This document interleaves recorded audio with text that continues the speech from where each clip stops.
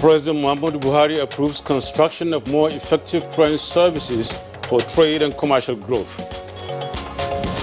It is my high expectation that this project, a vital link of South-South geopolitical zone of the country to northern zones,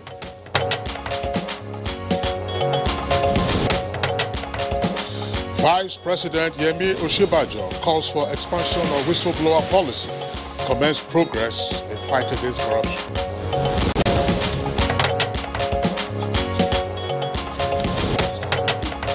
Nigeria develops molecular test kit for COVID-19 result in less than 40 minutes. And the PCR will be deployed for use as soon as it is validated by the relevant agencies of the ministry.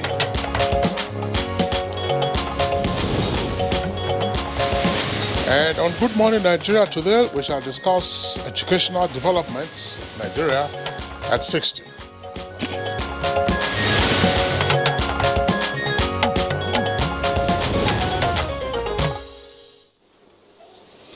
I know, Kinsley, there is a saying that education is the bedrock of development in any nation and a vital instrument for human and economic advancement. This saying, no doubt, stresses the importance of education to nation building, as no nation is expected to rise above the quality of education of its citizenry. You're right, Yusuf. Now, Nigeria's founding fathers, as to say, the nationalists who fought for the country's independence, did so with the pen and knowledge derived, of course, from education. Here you can have a long list of nationalists who were involved in the struggle right from after the amalgamation, of course, up until the Chief Obafemi Awolowo, Dr. Nnamdi Azikiwe, and Sardauna Sokoto, Sir Ahmadu Bello, and others who knew the importance of power and education to transform society. And surely, Kinsley, the power of knowledge they wielded influenced massive investment in quality education after independence. It is on record the universities established between 1948 and 1970, such as the University of Ibadan, University of Nigeria Nsukka, Ahmadu Bello University Zaria, Obafemi Awolowo University Ile-Ife, and others were ranked among the best universities in Africa then. Well, the situation is somewhat different now as Nigeria's tertiary institutions appear to struggle to be amongst the first 10 universities on the continent. And one of the major concerns has been the quality of education offered by a number of the institutions of higher learning. And the quality of education, rather graduates being churned out of many Nigerian universities, has continued to deteriorate, followed by lack of recognition of Nigerian degrees by Western universities. The frequent strikes carried out by lecturers and teachers have not helped the sector either. Now, to tackle this problem from the root, there was the introduction of the Universal Basic Education well over 20 years ago as a replacement for the Universal Primary Education in order to enhance the success of the first 9 years of schooling. It was meant to provide greater access to quality basic education and ensure uninterrupted, free and compulsory 9 years of formal education in the country. And even with the introduction of this program, statistics show that Nigeria still has the highest number of out-of-school children in the world.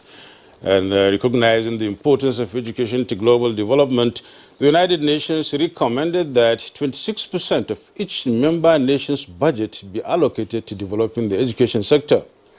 Well, one question that is fairly common in evaluating the quality of education in Nigeria today is just how much is allocated to education across the 3 tiers of government. That's to say the local governments, state governments, and federal governments. Now, how functional also is Nigeria's educational system, and what has been its most pressing challenge?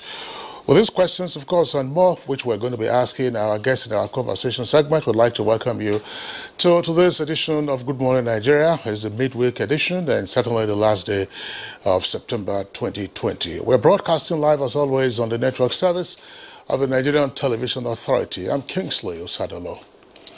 And I am Yusuf Darabu Usman. Many thanks for joining us on this edition of Good Morning Nigeria.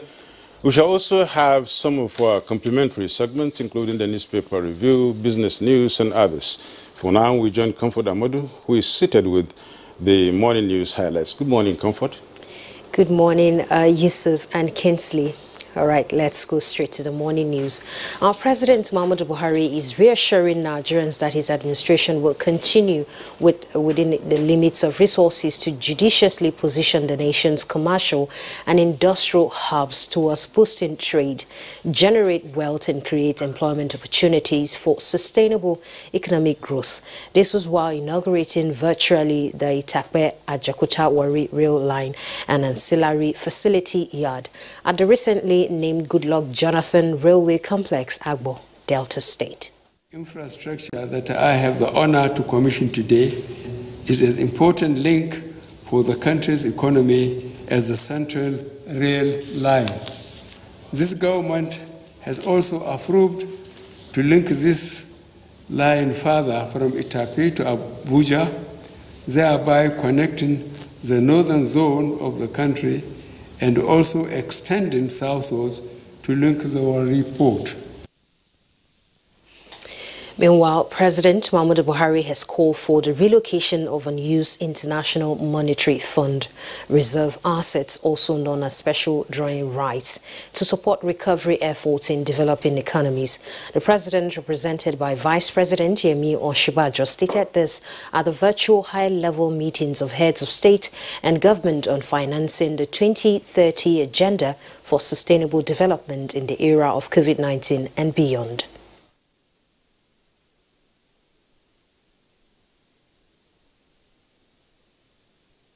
Excellencies, in addition, we support the call for debt relief for developing countries and the extension of the debt suspension initiative until 2021, as well as the granting of commercial debt relief where needed. We also call for enhanced global liquidity, including through the allocation of unused special drawing rights currently held by developed countries. And Vice President Yemi Osinbajo has called on Nigerians to key into the government whistleblower policy by providing useful information to relevant authorities to help combat corrupt practices in the country. The Vice President made the call at a national conference on whistleblower policy organized by the Federal Ministry of Finance, Budget and National Planning. Exposing corruption is for the good of our nation. That because information is provided, the whistleblower is at risk. So this bill, when passed into law, will provide added protection for the whistleblower. In another development, the National Assembly has received the Petroleum Industry Bill 2020 from the executive, as both chambers promised to give it expeditious consideration. The bill combines in a single term aspects of significant reforms to the laws governing the Nigerian petroleum industry that were previously set out in two distinct draft legislations, namely the Petroleum Industry Bill 2020 and the Petroleum Industry Fiscal Bill 2020. Well, I trust that the House of Representatives will, in their usual expeditious manner, favorably consider the passage of this bill into law. Please accept, Right Honorable Speaker, the assurances of my highest consideration. And the National Assembly has also received a presidential request seeking approval for reimbursement of 148.141 billion naira to 5 states for execution of federal projects. This is among other presidential communications read on the floor on the first day of resumption of plenary. There is an ongoing problem of ministries, departments, and agencies of government failing to implement projects and programs for which funds have been provided in the budget. The Appropriation Act is not merely a policy document or a statement of intent. It is the law of the land. Any expenditure of public funds outside of the Appropriation Act is a crime. The Nigerian Electricity Regulatory Commission, NERC, has suspended the new increase in electricity tariff for a period of 14 days with effect from 28th of September 2020 to 11th of October 2020. At a statement signed by the chairman of the commission, Professor James Momo, NERC says the suspension is in compliance with the agreement reached by the federal government and the organized labor for further consultation and finalization of negotiations between the parties. The Commission therefore directs all 11 distribution companies in the country to comply with the directive or tariffs for customers and market obligations of the distribution companies during the 14-day suspension. NERC says shall be computed on the basis of rates applicable as at 31st of August 2020. Nigerian has recorded a milestone in the national and global response against COVID-19 by developing a molecular test kit for COVID-19 that can give results in less than 40 minutes. The new test kit was developed by Dr. Chika Onwoma of the Nigerian Institute of Medical Research. This test, which is 10 times cheaper than the PCR, can be deployed for point-of-care detection and surveillance. The technique will be deployed for use as soon as it is validated. By the time we get all the components and it goes through the validation process, we will have our own homegrown solution. When we started, we spoke about it as if it was a joke. But we can see gradually with consistent application of funds and knowledge, our research institutions are living up to the expectation. New figures from the Nigerian Center for Disease Control and CDC reveals 187 new cases of COVID-19, bringing the total number of confirmed cases to 58,647 in Nigeria. Of the 187 new cases, Lagos has 74, Plateau and Rivers States have 25 each. Gombe and the FCT confirmed 19 new cases each. Osun has 10, Kaduna 5, Borno 3, Ogun and Katsina recorded 2 each, while Nasarawa, Bayelsa and Edo states recorded 1 new case each. In a breakdown of the cases by state, Lagos has 19,384 total confirmed cases. And next is the FCT with 5,696 cases, and Plateau State has 3,423 cases. 25 cases, 49,937 patients have been discharged with 1,111 deaths so far. And that ends the morning news highlight. Good morning, Nigeria. On Nigeria at 60, educational development will continue with Kingsley and Yusuf shortly after the break. Good morning. You're watching Good Morning Nigeria live on NTA's network service. We have time now for business news, with the federal government stopping fuel tankers from conveying more than 45,000 liters of petrol at any time. Details of that story and more with Ronami Aginarani. The continuous carnage on the nation's highways caused by careless tanker drivers and overloaded trucks has resulted in the federal government's decision to stop fuel trucks from carrying more than 45,000 liters of petroleum at a time. The Abuja Zonal Operations Controller of the Department of Petroleum Resources, DPR, Engineer Buba Abubakar, while confirming this report, noted that members and oil marketers with trucks that have more than a 45,000-liter capacity will be expected to adhere to new capacity standards, which will be critically monitored and tracked to ensure compliance. We are looking at the storage at the retail outlet. Okay. Yes. Whether you have 40,000 liters of PMS or you have 90,000 of PMS, the storage there determines what goes in there. Yes. So if you have a storage of 90,000, what you need to do is to allow you to load 3 trucks of 45,000 liters. You bring it and fill up your tank, storage tank underground. Now let's find out how the Nigerian stock market fared on Tuesday, the 29th of September, 2020.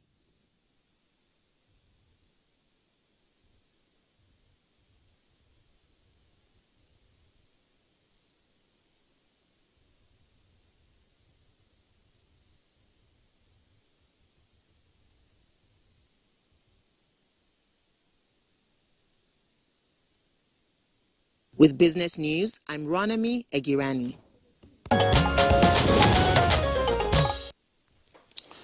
Thank you, Ronami, for the business package. Newspaper reviews next on Good Morning Nigeria.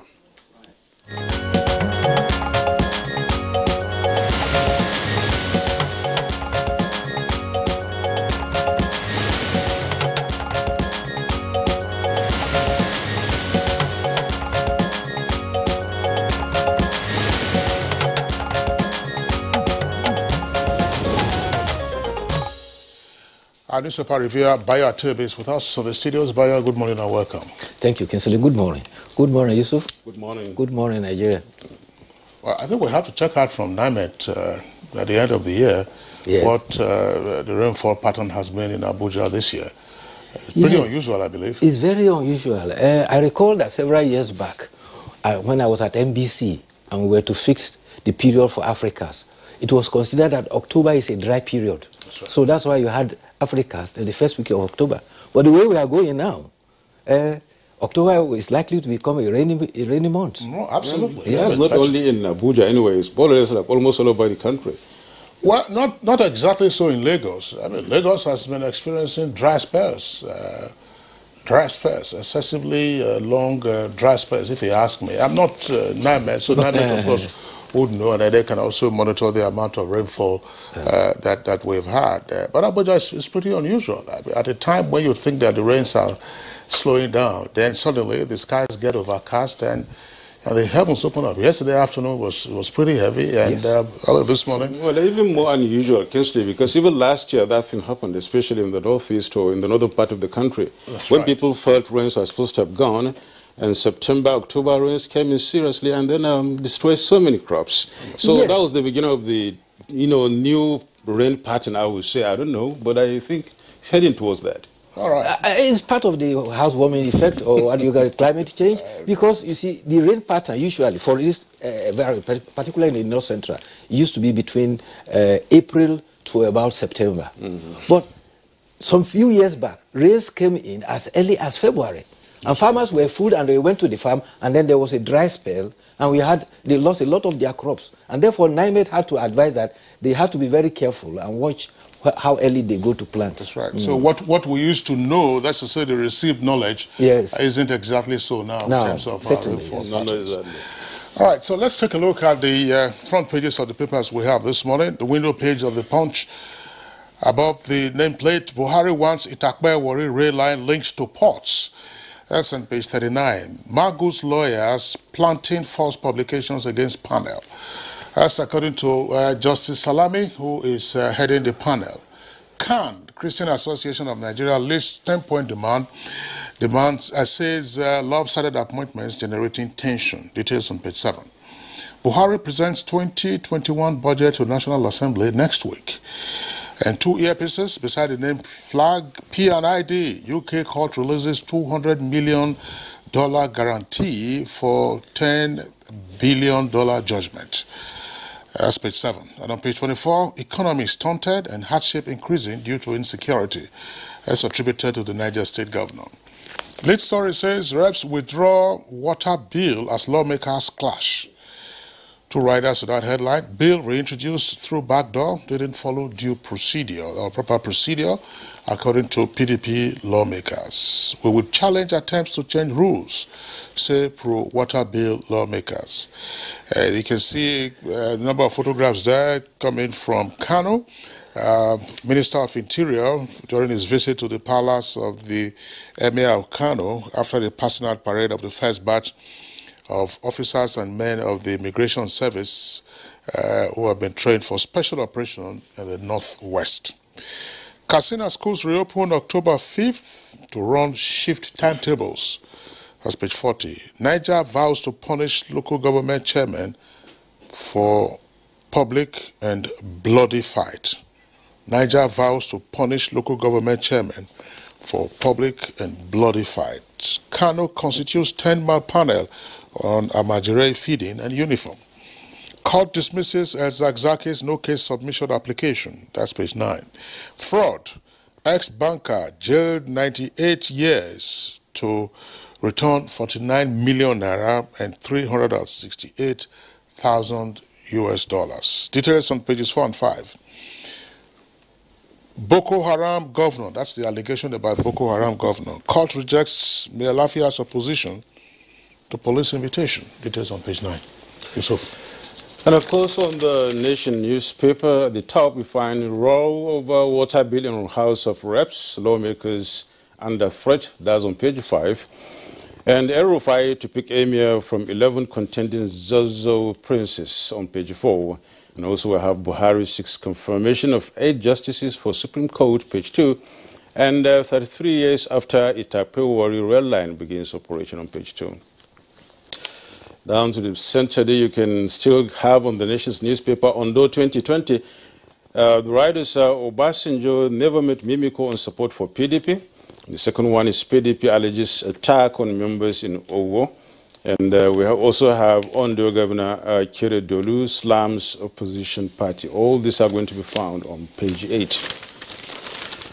Now, the main story here on the Nation's newspaper is setback for 774,000 public works jobs, take-off date, late release of Francis Ryder, flooding delay scheme, and also we have Kiamo, no increase in lawmakers' slot.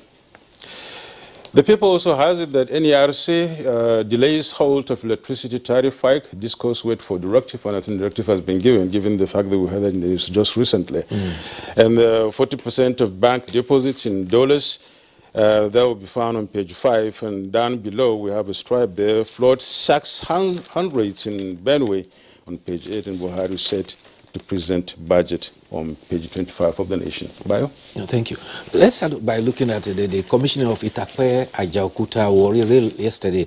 The headline Kingsley read indicated that the Itape Warri rail line is to be linked to all ports. That is not correct. The advice and directive given by Mr. President is that Itape rail line, which ends at one end, the terminus is at Warri, said that it should be linked to Warri Port. And he also gave further instructions that all other ports in the country should be linked with rail line. It's not that Itape rail line should be linked to all the other ports. In other words, the other ones are in the yes. Yeah. In other words, you have to have the ports at Apapa, Tinkan, Warri, One, Calabar ports, all are to be linked to the railway. And the argument the president says that this is to serve as a backbone for industrial and economic development. But history was made yesterday because the first standard gauge rail in Nigeria was what was commissioned yesterday. It was first started in 1987, about 33 years ago. But it had always been off and on. But yesterday, it was inaugurated for commercial activities. That makes it the second one after the Kaduna. The third one is the Lagos-Ibadan Expressway, which is currently on a trial run. And when it is completed, it will join the three. That will go a long way in enhancing movement of goods and services, and it will support the initiative to upturn our infrastructure, because when heavy load go on our highway, the tendency is that the lifespan of our roads will be shortened, and the railway will carry a lot of the bulk. On the other issue about P and ID. Just before you get into the P and ID issue, while we are still on the Itape Warri rail line that has been commissioned by the president, I think that in terms of attitude and even disposition, unfortunately, it does appear that we are unlikely to have spurs from this Itape Warri rail line almost immediately, or even elsewhere in the country. I'm saying this because the general impression still remains that the federal government is the sole developer, should be the sole developer of a modern railway system in the country. I recognize that there are constitutional and legal constraints, which then makes it the responsibility of the National Assembly to work on the various proposals, if not bills, that have been presented to ensure that the railway sector is, as it were, deregulated. It is not something that is exclusive or should be exclusive to the federal government. Yes. I imagine, for instance, that various zones can begin to pool resources and see how they will be developing spurs, that's to say branches from the main rail lines, nothing stops, for instance, in that the north central, northwest, northeast from developing theirs along the main rail line corridor. The same thing in the south-south.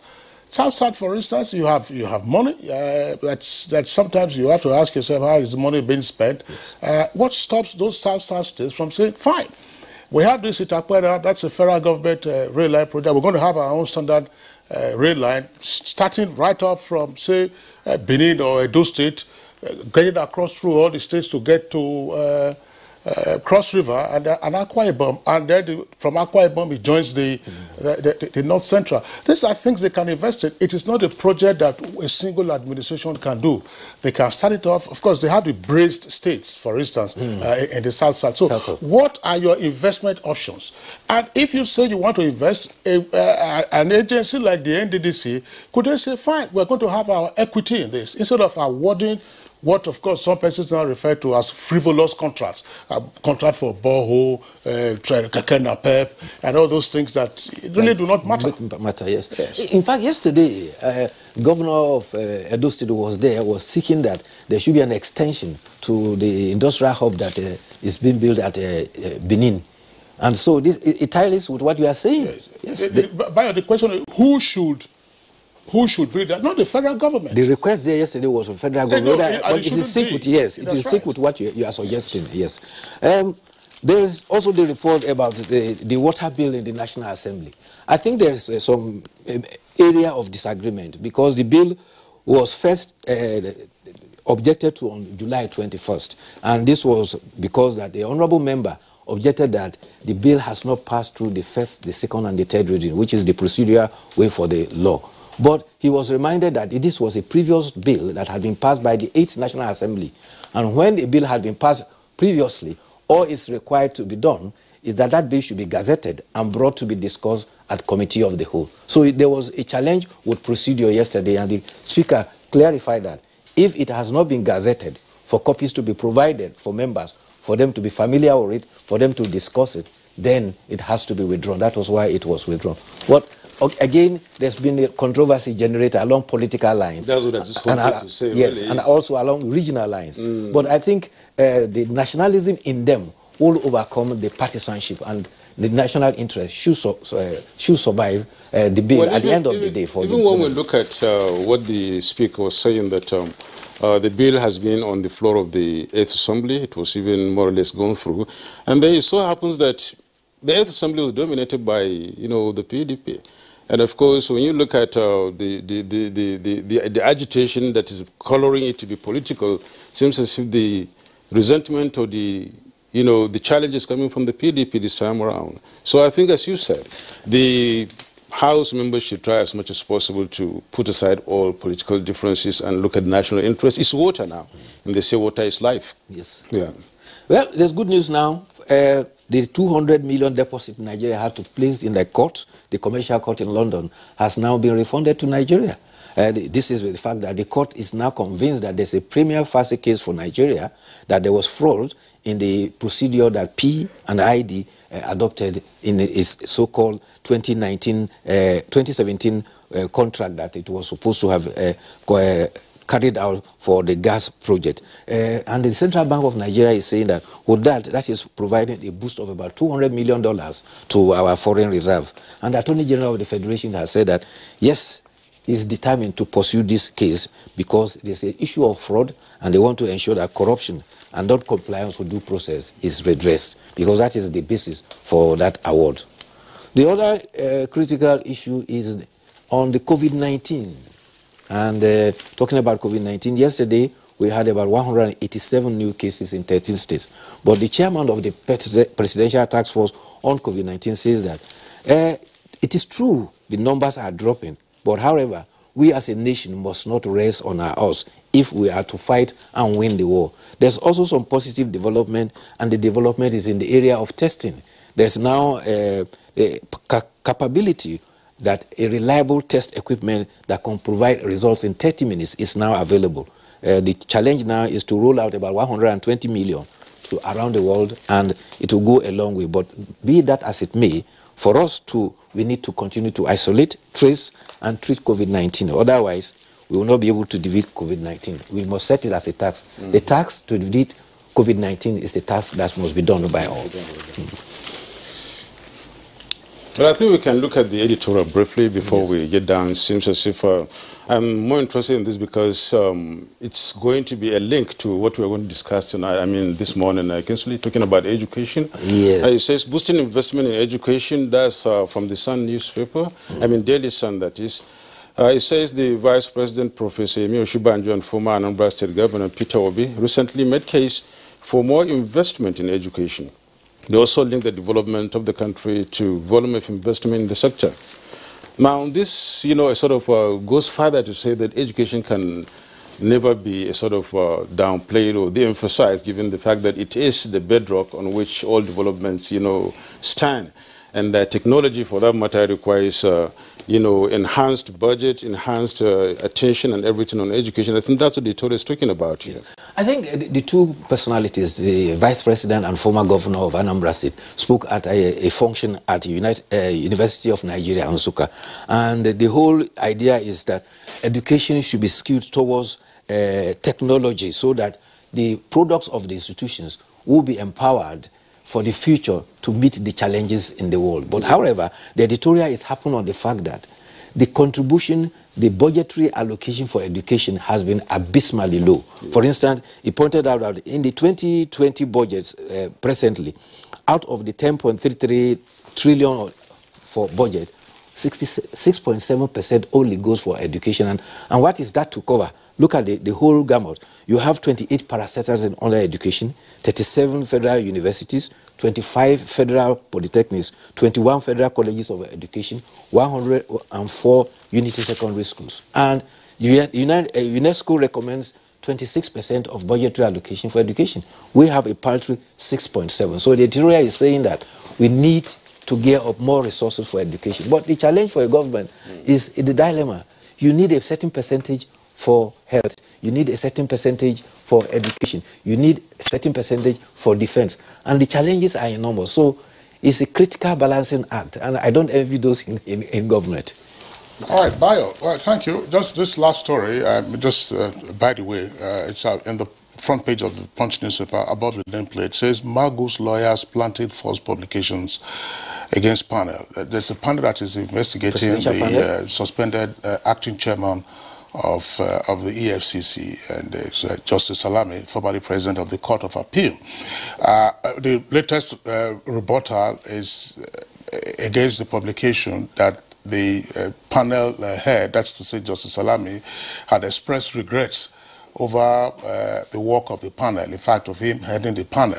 And Justice Salami said, no, at no time did I express regret over this. The panel has been sitting since July. What I find curious in all of this since the panel started sitting is that there appears to be no official communication or reportage of relevant aspects of the goings-on at the panel to members of the public.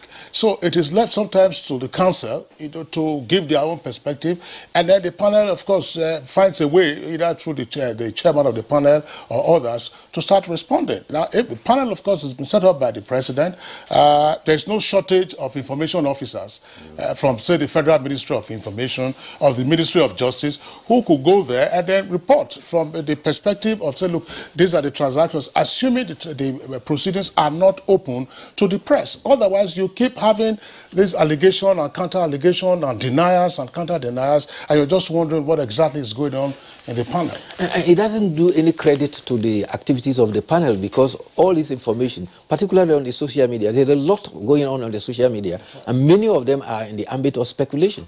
And it goes a long way to undermine the integrity of what is going on. There's a critical investigation going on, and we have to be patient to wait for the outcome, because at the end of the day, it has to be made public. But all these initiatives to impeach the integrity of that panel, it's not doing any good to the service. All right, Bayo Atoyebe, thank you for being around. We'll see you again tomorrow, special day, which is God willing. 1. Yes. All right, it's Good Morning Nigeria, live on NTA's network service. We're taking a short break now. When we return, we're discussing educational developments in Nigeria at 60. Welcome back. This is Good Morning Nigeria, live on the network service of the NTA. In the mood of the Nigeria at 60, that is, we are taking a look at educational development post-independence, and to ease our guests into the discussion, there is a brief background from Abdulsalam Jubril.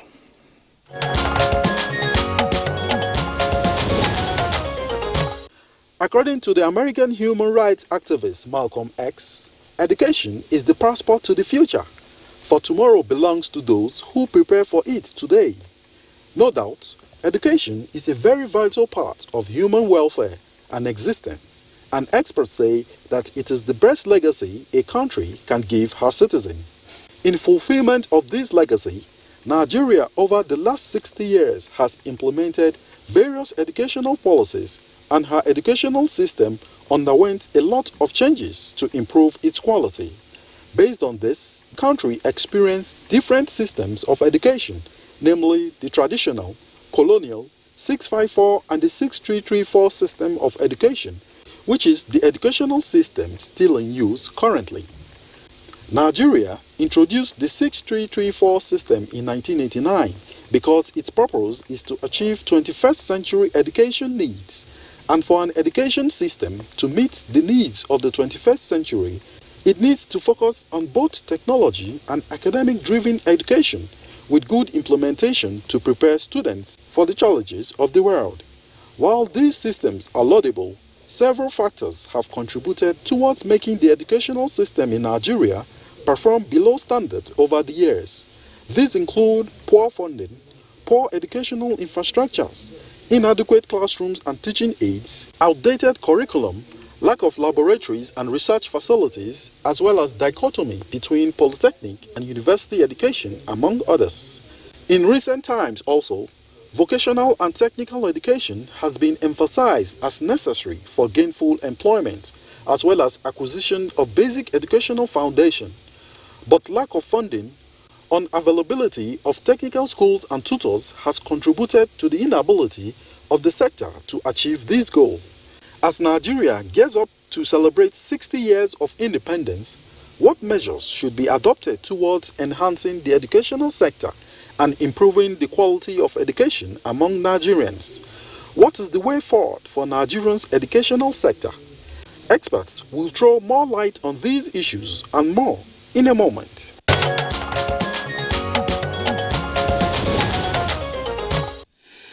Many thanks, Abdulsalam, for that backgrounder. We have three guests with us this morning, one here in the Abuja studios.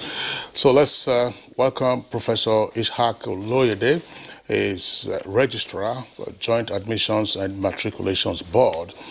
He's also been Vice Chancellor, University of Ilorin. Professor Oloyede, pleasure to have you with us on Good Morning Nigeria. Thank you very much. Okay. Also with us in this conversation this morning, joining us via Zoom from Abeokuta, that's the Ogun State capital. We'd like to welcome Professor Peter Okebukola. That's right, you can see him there on the right side of your screen. He's the current Chairman of Council of the National Open University now, former Vice Chancellor of Lagos State University, and also former Executive Secretary of the National Universities Commission. Professor Okebukola, pleasure to have you with us on Good Morning Nigeria. Thank you very much. Pleasure is mine. Thank you.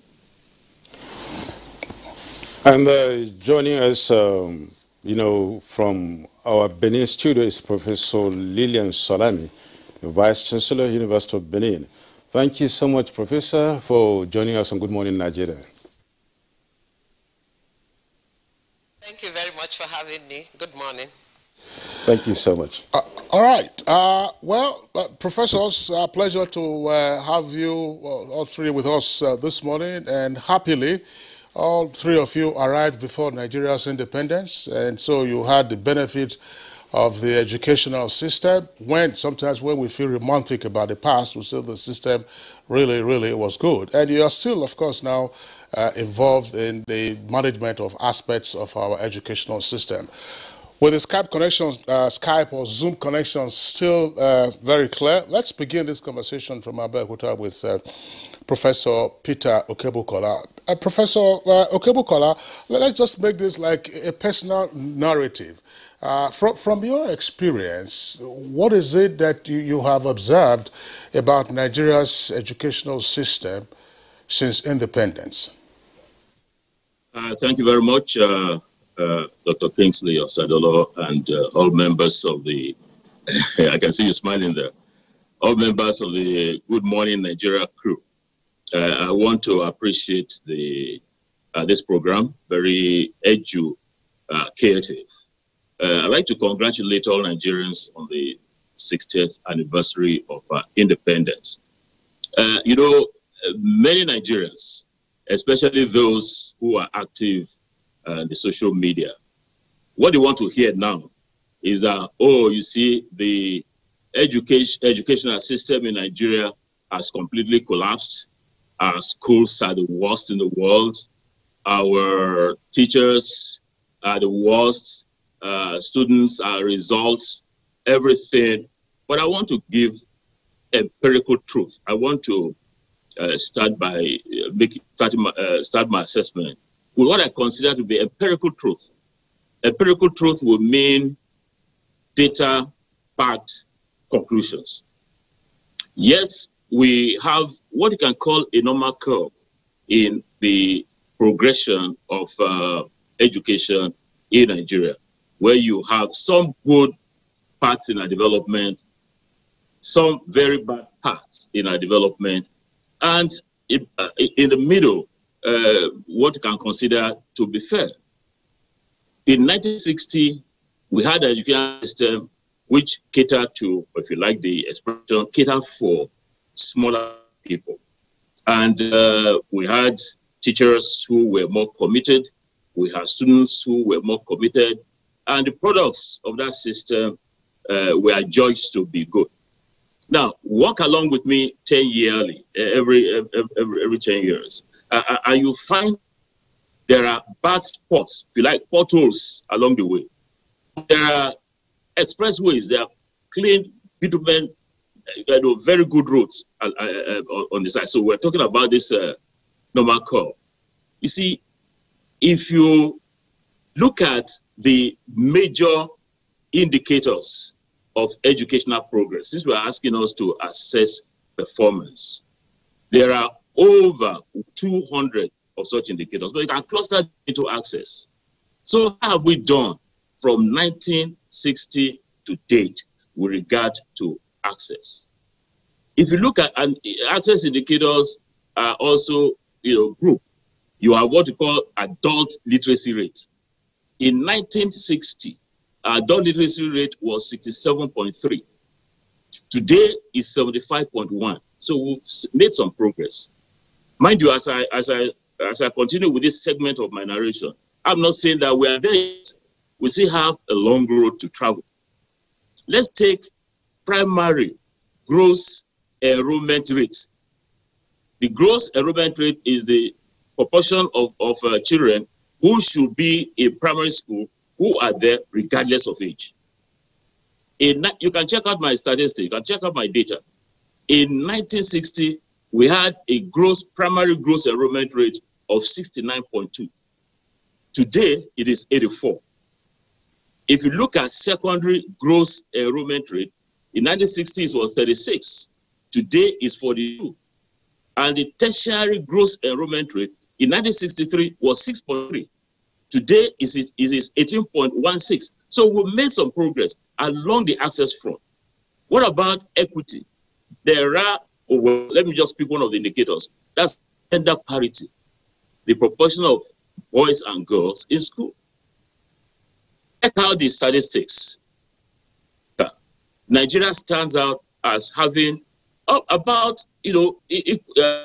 boys and girls at the basic education level. So we have gender parity there. If you go to secondary education, almost there. If you come to our universities, we're almost there. So gender parity, on equity, we are good on gender parity. And let me take, now that my boss, Professor Oluide, is here, now let me look at the matter of equity regarding disadvantaged people at the university level. This is a man who is globally renowned of governance, excuse me.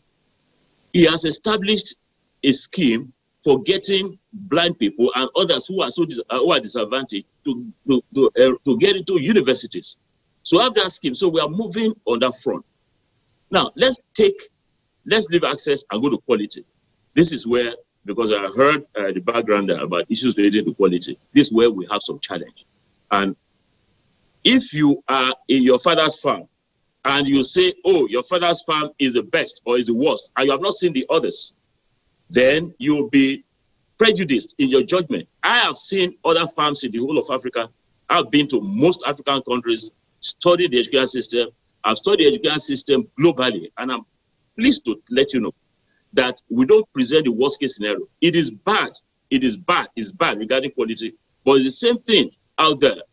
Can you show me in the United States? Can you tell me in the United States that we do not have bad quality schools, bad quality teachers, bad quality products? We do. So on the quality front, we have not done as well as we should do, but we are making some steady progress. Now let's take the process front. The process front is how you take in the input, how you process inputs, process them to get a product. That is, the graduate from your basic secondary school or from our universities. The processing has a lot of challenge. And the challenge over the years from 1960 to date has kept depressing. In other words, you have a situation where you get into a class, you find that the teacher is poorly prepared. You have huge teacher capacity deficit compared to what we used to have in the past. We have strikes that we don't have in the past, interrupting the academic calendar. And the University of Ilorin, you mentioned it, that Professor Oluyede was vice chancellor, stood out, because I don't think the same is true now, stood out as a university with uninterrupted academic calendar. So over time, to summarize, from 1960 to date, we have seen the good side, we have seen the bad side, and we have seen the very ugly side. And today, interplay within our very eyes, we have very, very good exemplars of quality in our education system. If not, why are Americans coming to look for our doctors? Why are Americans coming to look for our professors? Why do we have the British coming to engage our doctors? Any Nigerian to go study in the U.S., you'll find that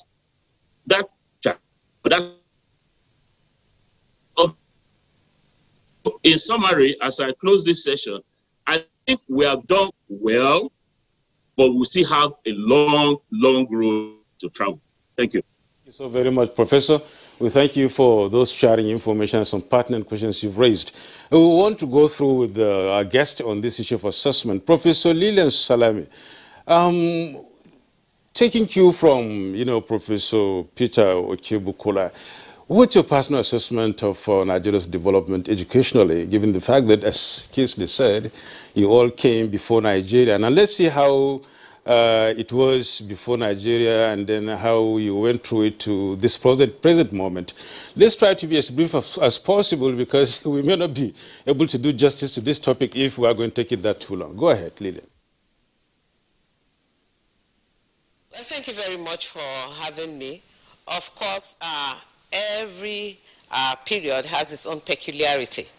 At the independence, of course, what happened was the government believed so much that education was the instrument for national development, and so actually provided services, basic quality infrastructure, and of course, that motivated the students at that time.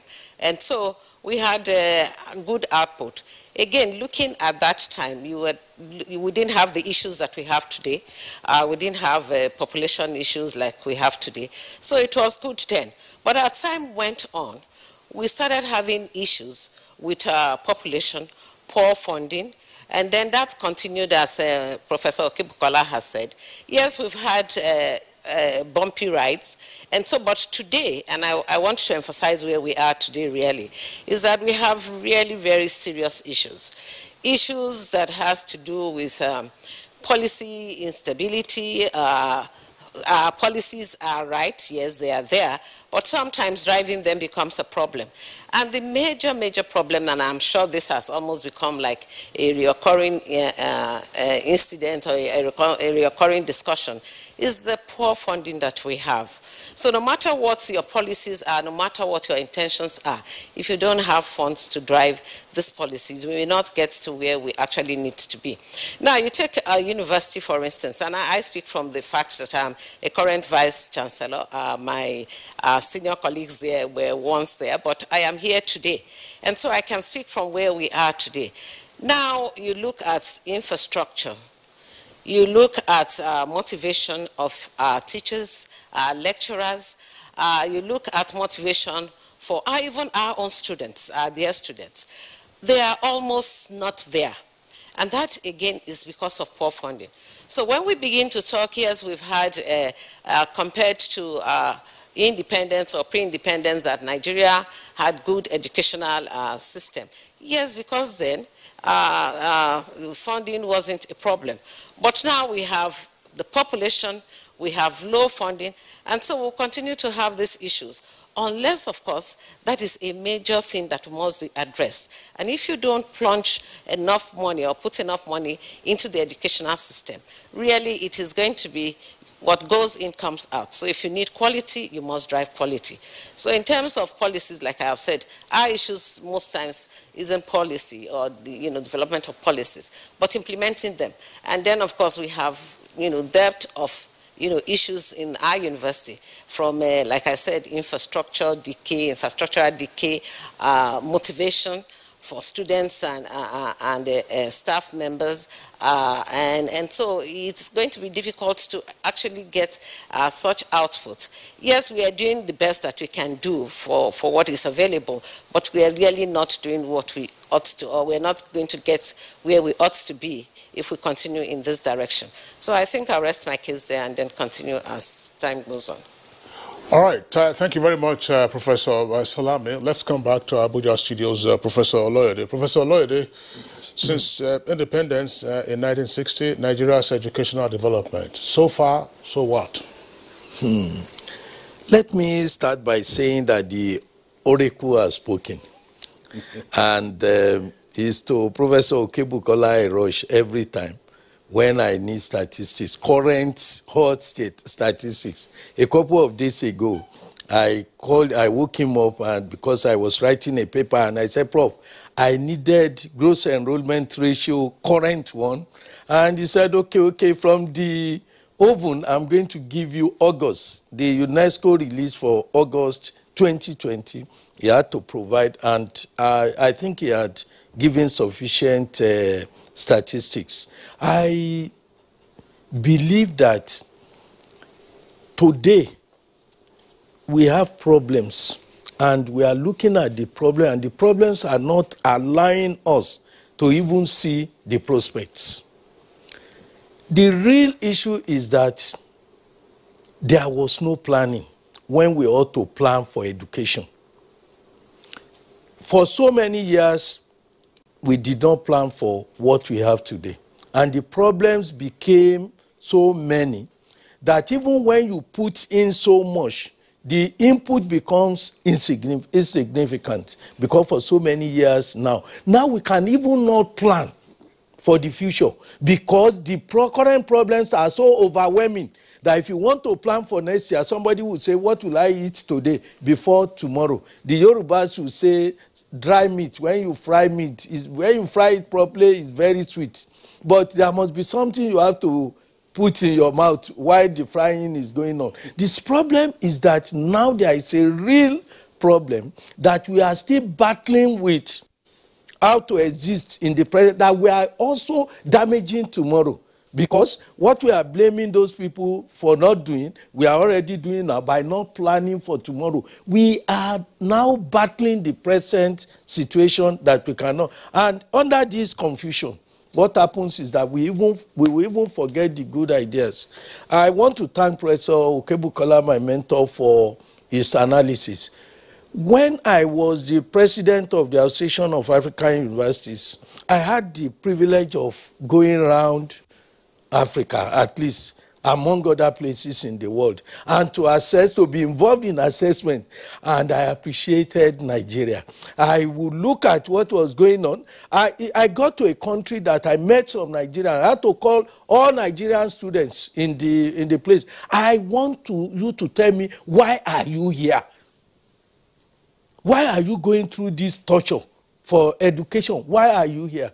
And they gave reasons. Part of the reasons is that they did not meet the requirement at home, and some of them claiming that they wanted to just leave home, they want to travel abroad. You couldn't get us. Few of them will say, yes, I want to study medicine, and I couldn't get a place. I want to read law and so on.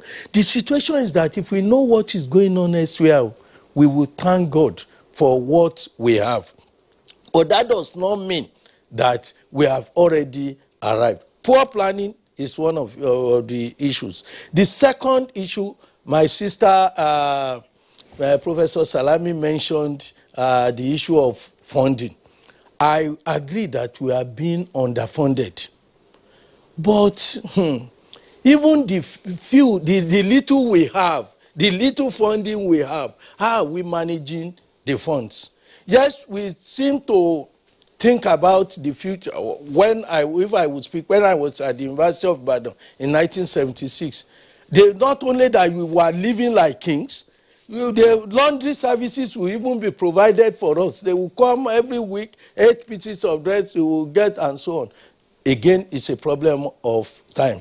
When I became Vice Chancellor of the University of Ilorin, that is talking about funding. Yes, the funding is poor, but we need to be innovative. When I became Vice Chancellor of the University of Ilorin, the day I was announced, my target was I will restore that university to what it was when I was a student. I wasn't intending making it better. I felt that the university must not be worse than it was when I was a student of that university. And I went out just struggling to make sure that no student will come out of that university that will be worse in terms of comfort, in terms of education, than I enjoyed when I was there. So my own suggestion is that, yes, it has been so far, so fair. It may not be as perfect as we want, but globally, things are getting not as good as they used to be. And therefore, when we have the opportunity of going out, I took a class in UK. I went as an external examiner recently, and I got all the students in the class. And I said, okay, those of you who I want to know those of you who graduated from Nigeria university system. And they brought them. And when I looked, not only my own scores, the scores of other lecturers, when I compared, the Nigerian graduates of Nigeria University were on top. Despite the fact that one of them that I taught here was not my best student. But it happened to in UK in a class that he was one of the topmost. And they were even praising me for being one of those who taught that person. And that person was not in the A grade when he was in Nigeria. So the point I'm making is that things are not as good as they ought to be. But we get ourselves involved too much in self-destruct that we will even forget that we are making progress. When Professor Alele Williams was the Vice Chancellor where my sister is now in Benin, you know how we were celebrating her? That, because it was a magic, that given the oppression and so on, that a woman could emerge. How many women do we have now? They are even threatening us. Almost all the registrars of universities are women. The vice chancellors there are many. One of them was is my sister now. So the point I'm making is that we are making progress. But if we allow ourselves to be overwhelmed by the situation, we will not even see the little efforts we are making. I believe that there are problems. We talk of corruption. Corruption is everywhere. I am praying that the level of examination malpractice in Nigeria will be arrested and will not grow as it is in UK or in US. Because we are still at the child play level when it comes to examination malpractice, when you see what others are doing now. So the point I'm making is that let's start and combat the evil so that our evil will not grow.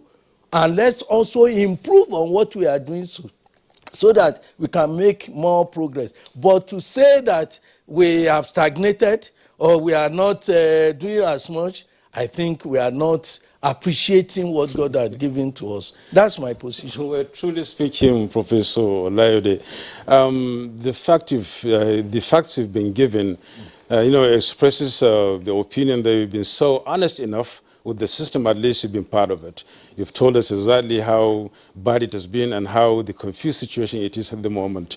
I want to put it to Professor Peter Oke-Bukola to respond to this. The situation at the moment seems to be a little bit confused, as Olayode said, given the fact that Oloyode, that is, given the fact that we've been trying to, as much as possible, move forward, but what we have on the ground seems to be cloud our own thinking and our opinion about the progress we're making.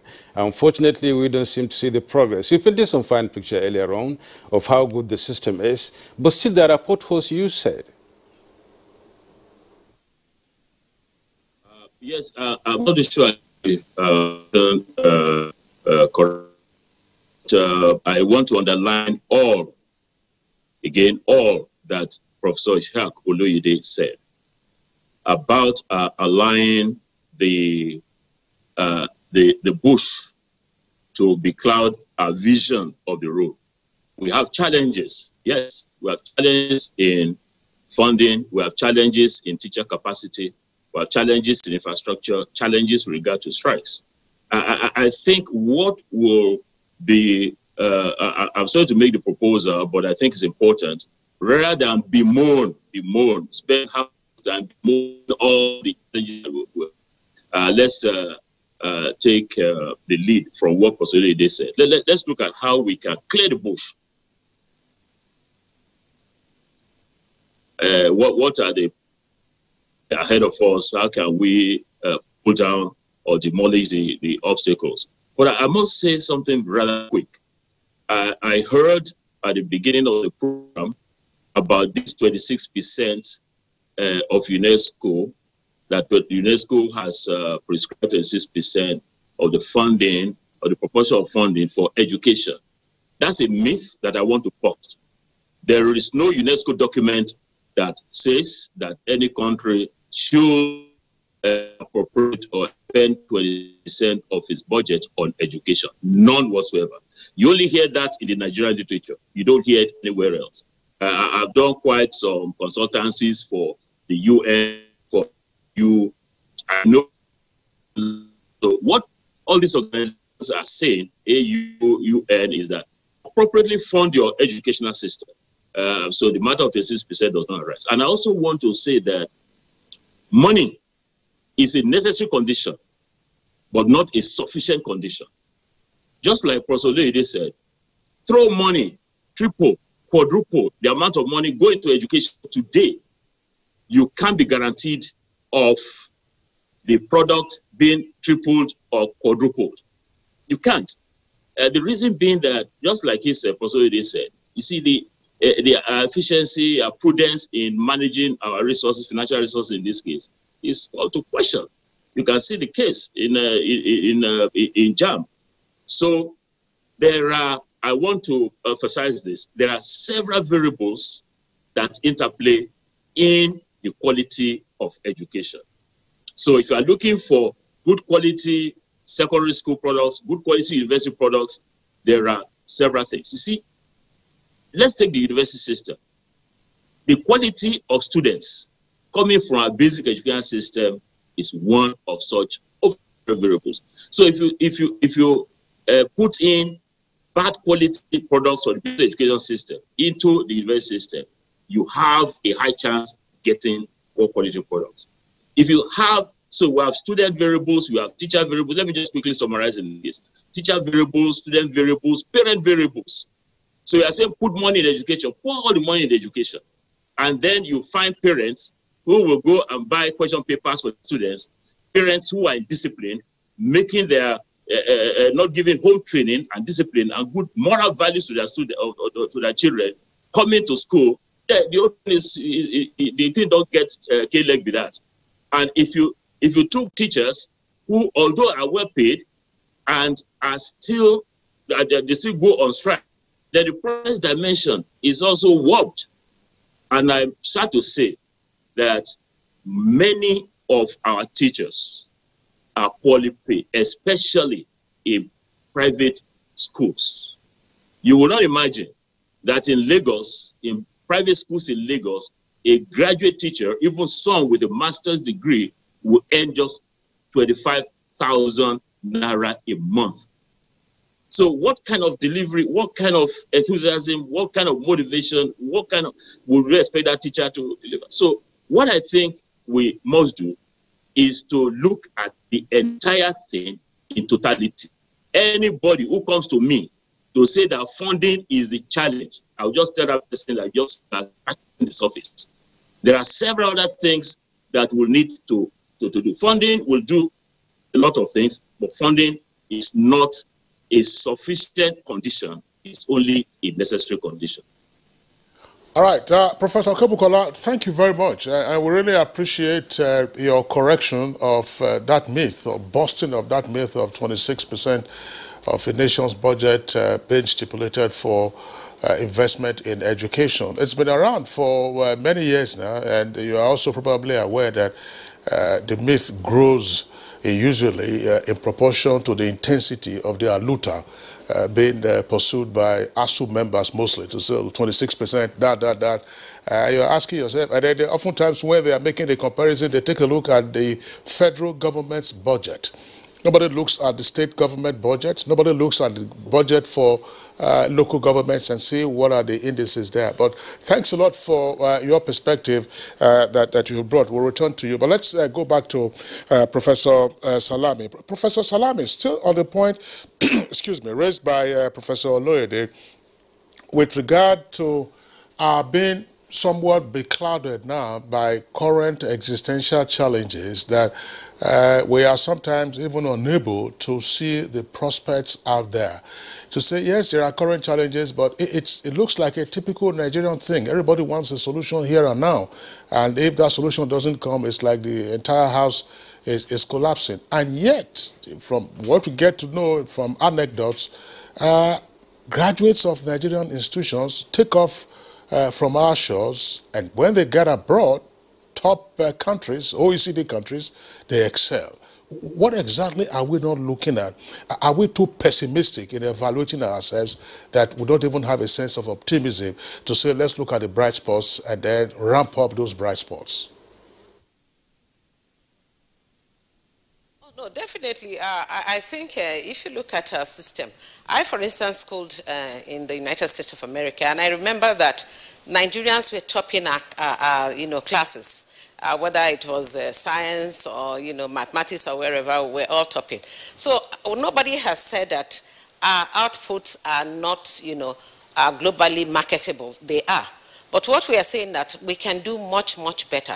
I, for instance, when I took up this job, University of Benin, I had, of course, my own pillars that I was going to drive to get the university to be a better university than the one I met. And of course, I have been driving those pillars. So yes, we have to be innovative. Yes, we have to be creative. Yes, we have to look at other means of actually motivating our students, motivating our lecturers, so that their outputs can really be measurable to the global standards. We have said that.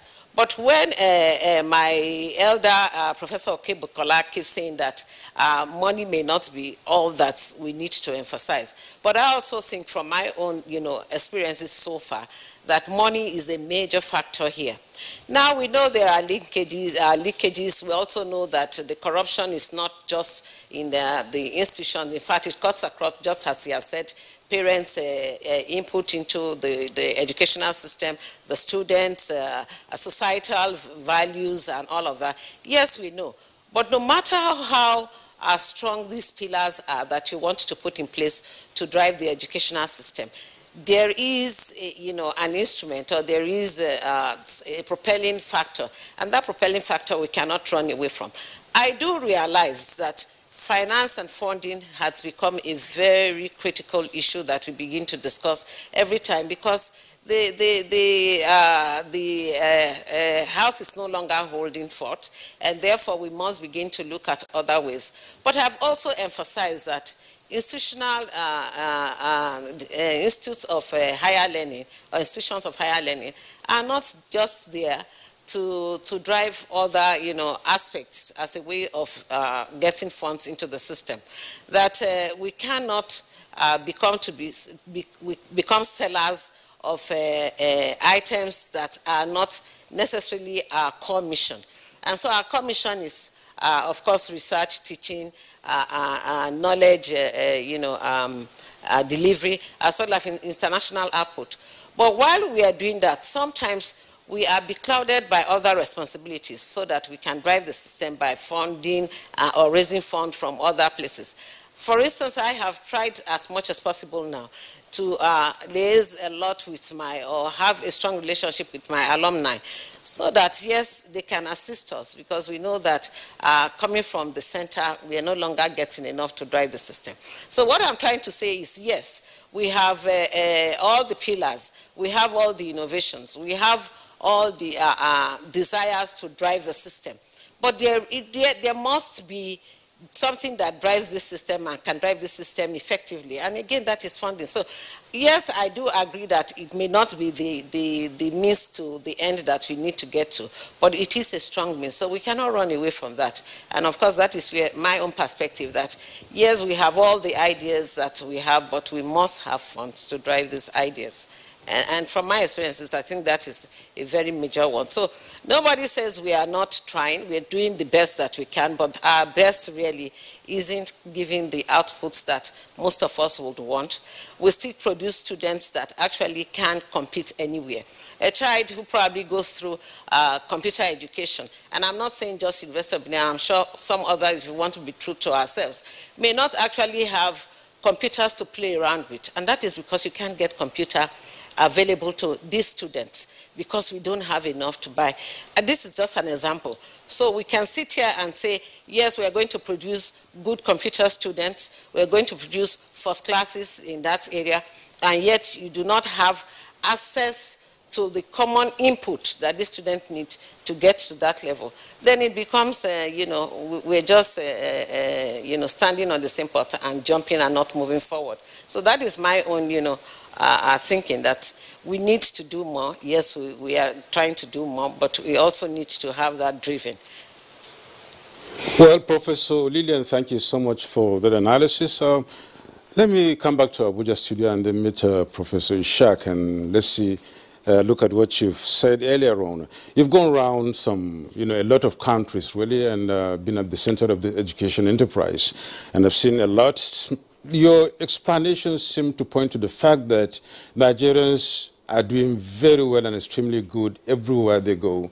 But when we come back home, I really want to ask you, because you've been a vice chancellor, at least you are heading an institution now that looks at students in Nigeria and their performances.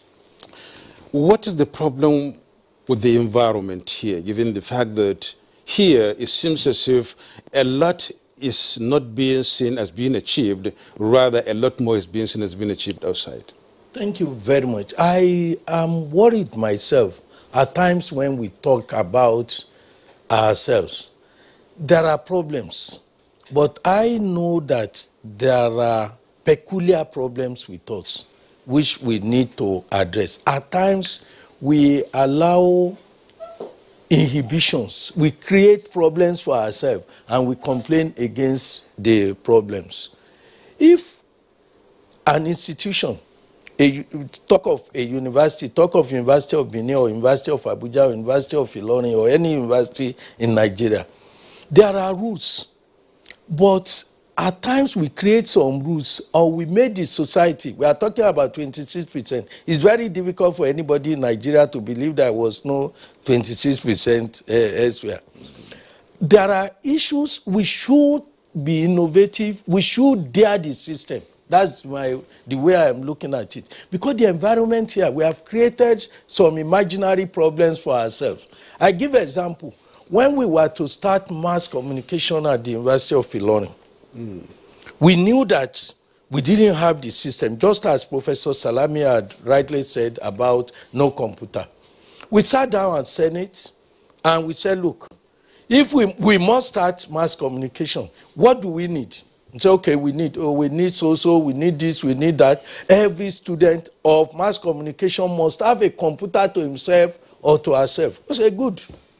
We sat down at Senate, we look at all the instructions from government, whether there is any inhibition. Hey, government said you should not charge for this. Government said, okay, let's look at all the instructions. We look at all the instructions, and Senate came up with a decision that anybody who is admitted to the University of Ilorin, in addition to any other charge that he may have, he must have a computer. And because we are conscious of the fact that not many parents could afford it, say, yes, if you can afford it, you will buy and come with one, which you are going to use throughout your 4-year program. But for those who cannot afford, you deposit 25,000 every year. At that time, we calculated it to be about 100,000. 25,000 per annum. And when you are going at the end of your program, you go with your computer. So right from, there was no mass communication student that came to the University of Ilorin. There were hues and cries. Oh, government may react. No government, no minister talked to us about it. Rather, they were even praising us for it. So at the end of the day, we told the students, if you can bring your own, bring your computer, and if you have your computer, if your father can afford it, 100,000. If your father cannot afford it, we bought the computer with university money, and 25,000 was being returned. When external auditors came and they said, oh, you gave it was a loan, because we had to pay for it. Because we bought it, it came to about 84,000 naira, and therefore if you have saved about 16,000, these candidates are going to pay 100,000, so your interest has even come back. So what I'm saying is that the environment here creates some imaginary problems for us, that things that we can, some people said university, federal government directed that hostel should be 90 naira. I don't know where that instruction came from. At the University of Ilorin, I think up to today, they have free hostel. You have hostel like Yusuf Ali hostel there that is completely free. If you would know that, you will clean your, the hostel was built by a philanthropist and he wanted it to be free. If you are certified to be very poor, you have free hostel. But we graduated it. We had 100,000 per session, and even more, owned by the university, and you tell you, if you want 45,000, this is it, and so on. So what I'm saying in effect is that some of the inhibitions we put on ourselves and some of the things that we think we cannot do, if you are appointed to a position, my own position is that anybody who wants to say, don't collect money for this, must provide that service. Rather than ruining the situation, what we should have is there should be cost sharing. What I believe is one of our problems here is that maybe you think that government says tuition should be free. Okay, tuition should be free. We all agree. But if there are essential facilities to be procured, as necessary facilities, we should find a way of getting the parents, particularly those who can, this private sector, to fund those things and make those things happen. In other places where we point at, the private sector pump a lot of money into. For instance, I give you, if you go to UK, UCAS, equivalent of JAMB, so that performed, if you know what UCAS is doing for education in UK. So if I had that as my own model, so why would JAMB not be able to pump parts of the resources that we are getting into the education sector to make the education sector better? rather than sitting down and lamenting that, oh, this, the thing. But of course, we have inhibition that you can't transfer because of National Assembly had not budgeted and so on. But if you now keep those money and you return it into the national purse and demand from the national purse that enough, a large chunk of this should be pumped back, and we are talking again, there is no money. At the prelude to this discussion, somebody said there are 23 parastatals arguing for more funding. But among these 23, you have Third Fund, you have JAMB, you have NECO. So are they supposed to be liability on the nation? So they are supposed to be part of the problem, part of the solution rather than the problem. So the point I'm making is that, yes, we have problems, but the self-made problems are many. And there are problems within our purview that we can solve on our own to put the education forward. Professor Oloyede, thank you very much for your perspective. We'll return presently to the issue of oversight bodies and what they could do as well as solving the problems. I just wanted to return to Professor Okebokola. Professor Okebokola, as part of, shall we say, clearing the bush so that we can see further and further, let's return again to what you said at the beginning, your quadrant of assessment. You talked about access, you talked about equity, that's to say gender parity, quality and process. I want to focus on gender parity. As you said, and of course echoed by the others, if we don't look back, we probably would not know how far we have come. In terms of gender parity, it used to be the case. I mean, even when I was in elementary school, you had very few girls who were in class. By the time you moved up, you know, it's fewer girls still. And mostly it tended to be this case that girls had certain professions or certain channels of life marked out for them. So you go and learn sewing. They want to now call fashion design. Go and learn sewing. Or best case scenario, you go to commercial school so that you can become a secretary. Unfortunately, it was also the case that if any of them got knocked up, as Americans would say, if any of them got pregnant, that was the end of the education for that particular individual. They said, go and marry the person that did this to you. But things are changing for us. What are the factors that have brought this about from your analysis, and how can we ramp up those factors? Because there is a saying that educate a woman and then you build a nation.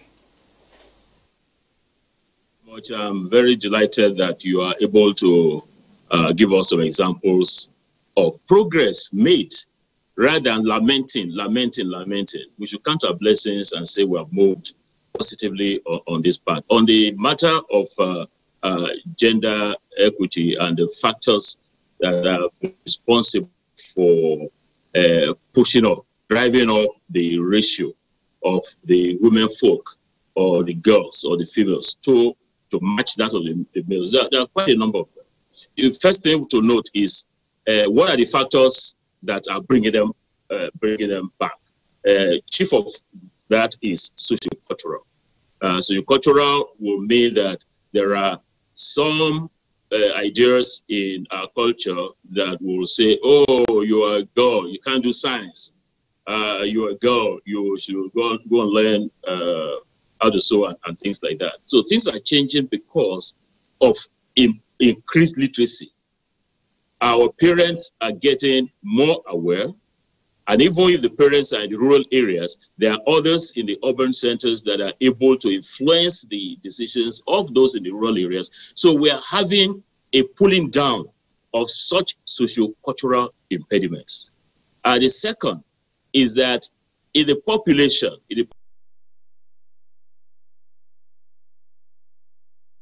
that statistic now, the chances of the women going into the same profession as the men will increase on account of that demographic change. The other is like policy.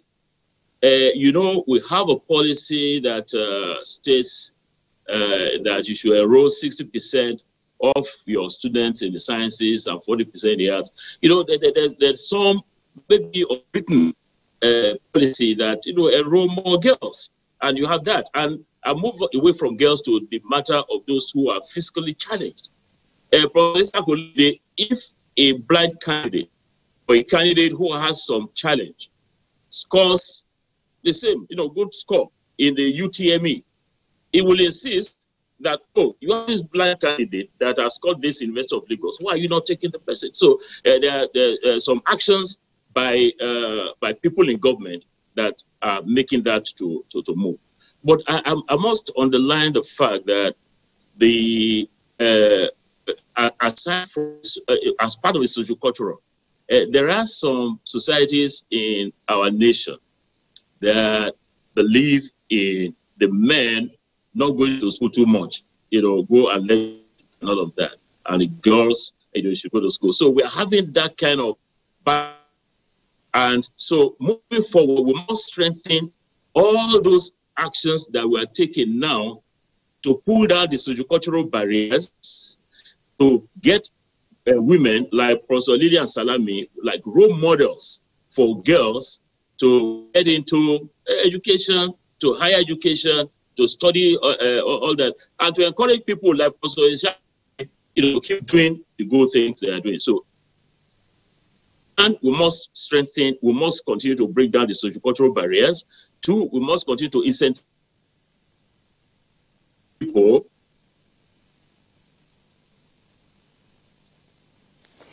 It seems you have a challenge there with the network. We'll now take a short break. We'll be back with Good Morning Nigeria, talking about Nigeria at 60, educational development. Please stay with us. Welcome back. We thank you so much for being part of this show. And of course, we've been talking about Nigeria at 60, educational development. That's the focus this morning. We'll now take some tweets that have come in so that we get to see the public perspective of discussion we're doing here. Chris Simeon said, presently Nigeria's educational sector suffers serious bottlenecks. Government at all levels, as well as relevant stakeholders, should rise up and fix the sector by providing necessary facilities for the sake of future generations. Usman Banu Kanto tweet says the educational system since independence has been at a crossroads. Notable challenges recorded in the sector include inconsistent policies and programs, poor funding, population explosion, paucity of quality teachers, and infrastructure. But Masi Haruna Adamu says the education system in Nigeria has been walloping and galloping. In fact, it is depreciating every second. We need a total overhaul of the system. Jones Ferrari, that's the handle there. It says we need to implement ICT and skills acquisition alongside other forms of instruction. That's how China and the rest of the first world made it. Thus far, the country has been producing jobless graduates for lack of skills. So the country has been producing. Are you jobless yourself? Utulo Sunday says Nigeria at 60 is no longer a child. A lot have been achieved in the educational sector, but more needs to be done, especially in the area of infrastructural development to meet international standards. Francis Obi, towards making the educational sector vibrant, more funds should be allocated to the sector. Also, private individuals and corporate organizations should give scholarships and sponsorships to brilliant students in furthering their education. And by the way, let's just address some of these points as they are coming up while we wait for our esteemed guests to further elaborate on them. We used to have, there used to be scholarships in this country, and there are still scholarships. There used to be bursaries. Some of us were beneficiaries of this when we went to school. So it so happens that, unfortunately, state governments withdrew from funding those bursaries. Some state governments still do. At some point in this country also, students from certain parts of the country were virtually on unemployment. In other words, you earned a certain salary while you were a student, and upon graduation, you had a job waiting for you there. But of course, population explosion has virtually impacted a lot of this. And there was also a time in this country for teacher training students or pupils, as they are called. If you were your final year, you earned some allowance. That was towards the production of teachers that would implement the UPE, that was Universal Primary Education System. All right, so let's continue, Yusuf. It says Chukunonso, that is on the handle Jambori25. In the developed world, education and health are more sacrosanct and the personnel are highly paid. Why isn't it so in Nigeria? This is one of the reasons education is somehow neglected here. Mike Ayakwa says Nigeria is respected the world over because of her quantitative and qualitative education of our citizens over the past years. This can be seen empirically with the number of institutions we have today, right up to tertiary levels. Yunusa Idris says, sincerely speaking, we are left behind in the education sector compared to our sister countries. Decaying infrastructure, dilapidated theaters and lecture halls, overcrowded hostels, poor remunerations for lecturers, incessant strikes due to poor condition of services, etc., have contributed to the dilapidation of the educational sector. Abdul Rauf, that's the handle, says we need to stop subsidizing tertiary education. Federal government should hands off most universities. Also, sound, subsidized and compulsory secondary and technical education should be encouraged. And Suleiman Babagana says traditional leaders' frequent inspection and visitation of schools is found in colonial era is minimal or no longer being carried out. This tends to, motivate teachers as they are given a sense of belonging, thereby ensuring optimum performance. Kinsley, this is a very pertinent point here being made. And of course, when we look back the years through when we were students or other peoples as such, there were inspectors, school inspectors, and of course they go around at random at no time, and whatever they see, they record and try to take action on that. I would want us to start from here before we get down to other issues. Let's respond to some of these tweets. Professor Ishak, let's pick on from there. Yes, inspectors. Let me start by saying, as far as I'm concerned, the difference in quality between public and private institutions in Nigeria is monitoring. Despite the fact that relatively the staff of private institutions are poorly paid compared with public institutions, they perform better because of monitoring. It appears monitoring has gone down in public space. In the past, inspectors, people want to be posted to inspectorate divisions. I don't know what's happening now, but some 4 or 5 years ago when I made my last check, those people who are useless, the system does not want, would not want, that would be posted to the inspectorate division. To the extent that someone will say, they don't like me, they have posted me to inspection. And the man posted to inspection has no vehicle to move around to go and see what is expected to inspect. No fuel fund is provided for him to go and inspect where he's going to be to inspect. No facility is, even when you see the inspector, the way he himself will dress, the people he's going to inspect will pity him and know that he needs some money to be made to be comfortable. So inspection is one of the issues that I believe we need to relay, because monitoring is not there, particularly in public institutions. We need to actually monitor. The second aspect of it, which somebody addressed about funding, is cost sharing. I believe that we'll be deceiving ourselves if we keep on saying we will have enough fund from the public for our education. Makerere University that you mentioned, I always talk about Makerere formula. Makerere formula was simply that at a time Makerere University was totally grounded. And there came Professor Zembufu at that time, who became the vice chancellor, and he came up with an idea. There is 100 space for medicine, for instance. We will take only 50 out of the 500. The 50 we are going to take will be those people who perform very well, but their parents are poor. If you perform very well, but your parents are rich, by investigation, you will not fall into it. You pick the poor people 50.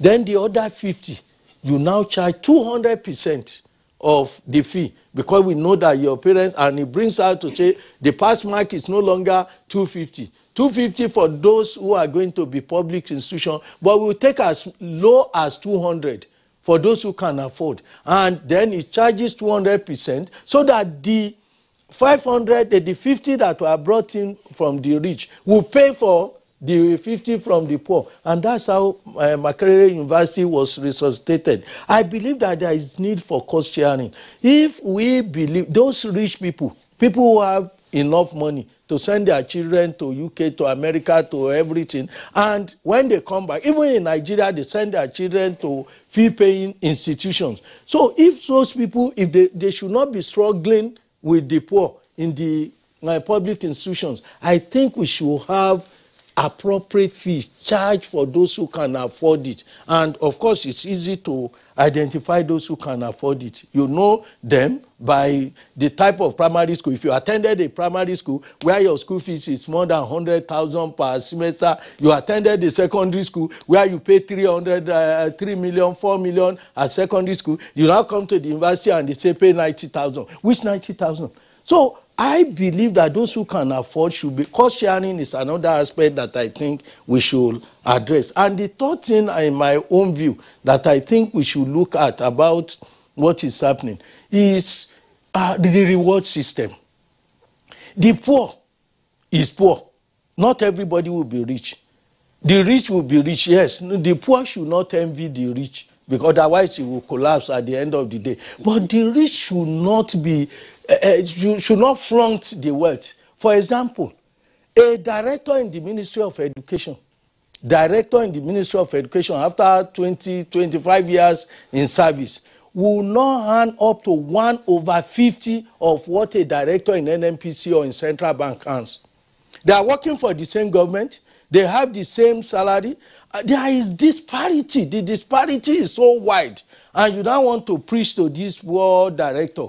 The only misfortune was that he went to the Ministry of Education, while this one went to Ministry of Finance and got to Central Bank. So if you have gone to Central Bank, yes, we do not envy you, but you should not hand more than 10 times what the ordinary your colleagues will hand. But what you now have is a situation that because you have gone to Central Bank, to NNPC, to all this, where all these rich people push their own children and they allow our own children to go to the public service. Where they go, there is a wide disparity.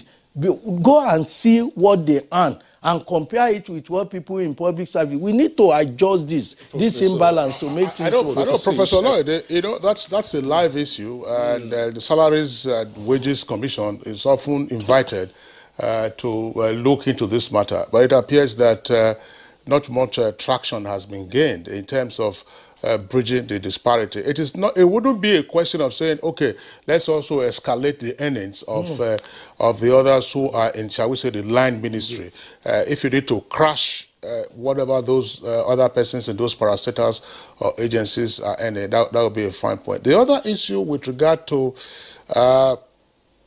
fee disparity on the basis of perceived affluence, you can be certain that you have litigation on that, and persons are going to be quoting Chapter 4 of the Constitution with regard to discrimination on that. But let's return to Professor Lilian Salami. Professor Lilian Salami, one aspect again of what Professor Kobukola raised in his assessment, he was talking about process, and under that process rubric we have quality of inputs, that is the students who come into the institution. Then you have the challenges, of course, with basic education and secondary education. But I also want us to focus on, say, on the quality of teachers.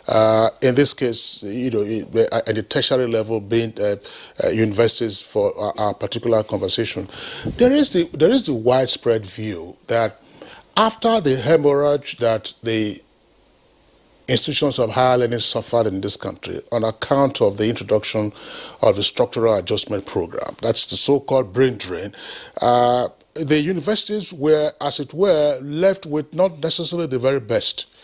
And unfortunately, that would seem to have been compounded over the years. So even in terms of their attitude and disposition, you do not appear to have the very best amongst those who are supposed to be imparting knowledge at that level. And that this has sometimes also affected the quality of some of the graduates who get produced. If you agree with this point of view, What then would you suggest as a way forward? This probably is unfair or uncharitable. Some say that amongst those who drive all this agitation, strike, are probably amongst those who are not among the very best.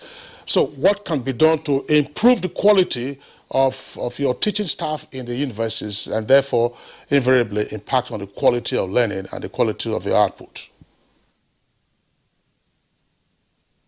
Thank you very much. Do I agree that the ones there are the ones that are probably not the very best? And my answer to that, or my perception to that, is that it is not true. We still have very strong and qualified lecturers that are supposed to impart knowledge to our students.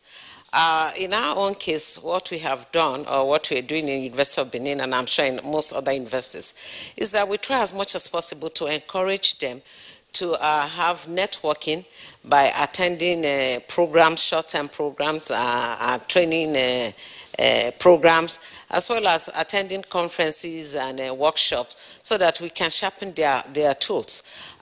Again, I am sure that for most universities, we have ways of measuring input or output from the lecturers. We also have assessments that are done objectively, not subjectively, because some of these persons are externally assessed. So I think we still have the crop of qualified lecturers in the system.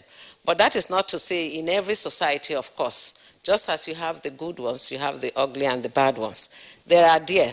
But we try as much as possible to encourage individuals. Those who we find in our universities that become redundant, most times we actually advise that it's either they take up some type of training to enhance their teaching qualities and capabilities, and if they don't do that, I know since I came on board, I've had to advise certain few lecturers who actually went on training and they are not moving forward with their program to either return back or exit the university, because we don't think that such persons actually are teachable and so cannot then impact to students. So we have our own ways of assessing the output of our lecturers, which we are doing and will continue to do. And also, like I said, we also encourage them to develop themselves. And like my senior colleagues also know, that we have external assessment of some of these lecturers, especially when they get to the professorial cadre. So we have all of this put in place, and it's working. So I don't quite agree that, yes, we have the very bad ones, and that is why they agitate. That is not for me to discuss here. ASUU has its own issues and with the government, and so they are driving that. But we still have the good ones among them, like, again, to emphasize that just in every society where you have the good ones, you also have the few bad ones, and we try as much as possible to purge those ones out once we get a notice of such persons. So, Lillian, before we let you go, let me just put this to you again, because most Nigerians are out there waiting and watching to hear exactly what the solutions are, which you have preferred, or what we have come up with on this 2-hour program this morning. Let's get back to the supervision issue. That's key, because it is, as Professor Ishaq said, it's the difference rather between the performance at the private and then the public schools. In your opinion, what should be done about that? Sorry, I didn't get that. I'm so sorry. Talking about what's your opinion on supervision, which is more or less lacking in public schools? Breaking. Oh, I want to believe that you're talking about monitoring. Because it's breaking. I'm not hearing you. I'm so sorry. I'm not hearing you. Go ahead. If you heard that, we're talking about monitoring and supervision in public schools as compared to private schools. What is the question? The question is not there. Well, what I'm saying is supervision or monitoring of teachers is the key to success in teaching and learning, most especially. And it seems as if private schools seem to have an edge over the public schools in this regard. What should be done in the public schools in order to measure up in this regard?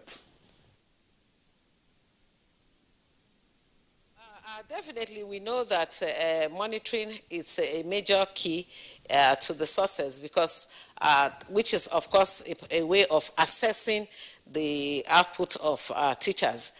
Like Prof. earlier on said, for public schools, we used to have them come in, but now there are, problems with monitoring, supervision of. So we must encourage monitoring to come back to, part of assessing the output of our teachers. And so we need to encourage more monitoring, we need to encourage more supervision, because that is the key to at least amending areas that the teachers are falling short of in terms of, the output that we expect from them. So we need to encourage a lot of that. But like we said, we have issues with that. You cannot monitor when you don't have the resources to do that, when you don't have avenues of monitoring. So we need to empower our monitors, our inspectorate division of the ministries, so that they can effectively monitor our staff, especially in public schools, really. Okay, Professor Salami, thank you very much. I would like to escalate this, the issue of monitoring, to another level, where partly what Professor Oloyede raised, and that has to do with oversight bodies. And the question is going to Professor Peter Okebokola, former Executive Secretary of the NUC. Professor Okebokola, I'm not quite sure what the numbers are now, but certainly at independence, I wouldn't know how many of these oversight bodies that we have. Today, we have the NUC. The NUC has been in existence now for a couple of decades, certainly not there at independence. You have quite a number of them that have also been involved. UBEC is there. JAMB came on in 1977, conducting his first exam in 1978. Now, some persons would argue that, okay, these oversight bodies are intended to ramp up supervision and monitoring. But what has been our experience? How can we best maximize the intendment in setting up these bodies, rather than just having an escalating bureaucracy that sometimes doesn't quite deliver on the results? Thank you very much. What we must do is to continue to strengthen the organizations. AUC, MBT, NCC, and other regulatory agencies. Strengthen them in terms of the capacities of those who are operating in those institutions. Strengthen them in terms of funding to implement their oversight or quality assurance activities. So those are the two main ways. Now, I must jump into what Professor Salami said regarding the quality of our staff, of our professors. Now, I'm going to assert that Nigerian professors, even today, are among the best in the world. They are among the best in Africa, at least. If you go to conferences, if you look at the research output, you find Nigerian professors are doing very well. Her Excellency Ambassador Miriam Kachako, when she was in UNESCO, she will confirm, she's now the Minister of State for Trade and Investment, she will confirm that when Nigerian professors, take the floor at UNESCO, others like WHO and everywhere, you find that we are really good. And to end up, I know we don't have time, I must thank God for blessing Nigeria with one man who came, since we are talking about regulatory agencies, who came as Executive Secretary of the National Universities Commission. And that's Professor Abubakar Adamu Rashid. And we have what we call the Rashid Revolution, which has taken off. The Rashid Revolution is encapsulated in this blueprint. This, in my view, is the master key to solving most of the challenges that are facing Nigeria today. So all stakeholders must be part of implementing or ensuring that this Rashid Revolution takes effect. So our regulatory agencies must be strengthened to be able to deliver on their mandate. And one last point is that there should be the regulator of regulators, in quotes, some people who will quality assure, the regulators, measure them on some standards and rank them so that there's some competition, in delivering on their mandate. Thank you. Thank you so much, Professor. It's our pleasure of giving us this great insight, and we thank you for being there. Professor Ishaq, we really want to have your parting shots and your last thoughts in 30 seconds. Thank you very much. I think there should be synergy among the various establishments in the education sector. There appears to me, if there must be NUC, there must be MBT, there must be NCC. They should not be standalone the way it appears to me. There should be a platform through which those regulate. For instance, in Ghana, you have just two, or they call one National Council for Tertiary Education, which performs the tertiary education, the supervisory education across what we call MBT, NCC, and UBT. Yes, and they have the second one, which is Accreditation Board. Yes, these two supervisory and regulatory roles are being played in segment by these three agencies. I believe they should synergize more. We thank you so much, Professor Ishaq. And we thank you so much also, Professor Olubukola, and there's Salami from Benin. That's Good Morning Nigeria for today. Do join us again tomorrow for another edition. I am Yusuf Nadabo Usman. And I'm Kingsley Osadolo. Stay safe and be well. Tomorrow is October the 1st, Nigeria's Independence Day. Nigeria will be 60 tomorrow. See you then.